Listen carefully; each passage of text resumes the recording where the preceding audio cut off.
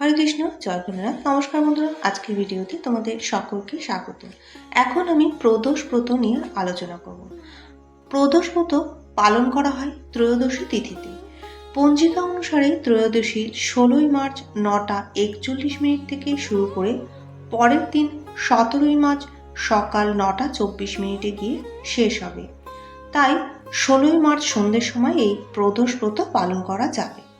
তাই ভক্তরা, যেহেতু ত্রয়োদশী সোমবার পড়েছে, সেই জন্য এই তিথি সোম প্রদোষ নামে পরিচিত। তাই ভক্তরা, আমরা জানি যে সোমবার ভোলেনাথ পুজোর জন্য কতটা শ্রেষ্ঠ।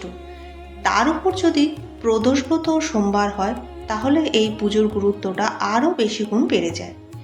এই 16ই মার্চের শুভ সময় ব্রহ্মমুহূর্ত সকাল 5:10 থেকে 5:58 পর্যন্ত, সকালের শুভ সময় 5:34 থেকে 6:46 পর্যন্ত, প্রদোষকালে যে পুজোর সময় সন্ধ্যা 6:37 থেকে রাত 8:44 পর্যন্ত। প্রদোষকালের সময় অবশ্যই শিব পুজো করা উচিত। এই প্রদোষের সময় ভগবান শিব এবং পার্বতী ভীষণ করুণাময় রূপ থাকে তাদের।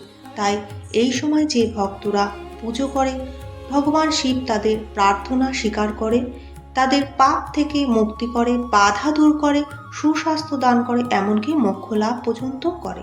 তাই রুদ্রাক্ষ বিভূতি প্রয়োগ করে জল, মধু, দুধ, দই, ঘি দিয়ে ভগবান শিবের অভিষেক করুন।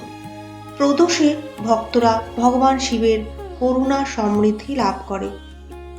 যে ভক্তের কাজে বারবার বাধা সৃষ্টি করছে, এই প্রদোষের পুজোর ফলে সেই বাধাও দূর হয়ে যায়।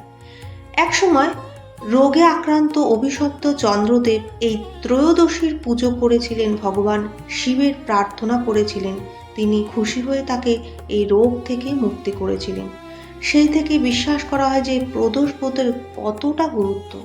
সমস্ত রোগ নিরাময় করে ভগবান শিব এবং কর্মের বোঝাও সে দূর করে। চন্দ্রের সাথে সম্পর্কিত মানসিক শান্তি এবং মানসিক স্বচ্ছতা এবং আন্তরিক ইচ্ছাও তিনি পূরণ করে থাকেন। পারিবারিক সুখ শান্তি সমৃদ্ধি আসে, দাম্পত্য জীবনে সুখ আসে। প্রদোষের দিন ভগবান শিব পার্বতী ভীষণই খুশি মেজাজে থাকেন। তাই বিশ্বাস করা হয়ে থাকে যে যে ভক্ত পরম নিষ্ঠার সাথে এই প্রদোষ ব্রত পালন করে, অতীত এবং বর্তমানে সমস্ত পাপ থেকে সে মুক্তি পায়।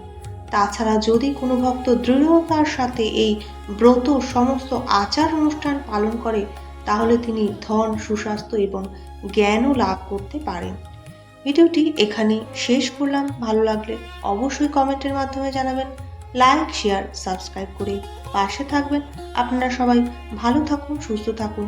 আসবো পরের ভিডিও নিয়ে। নমস্কার।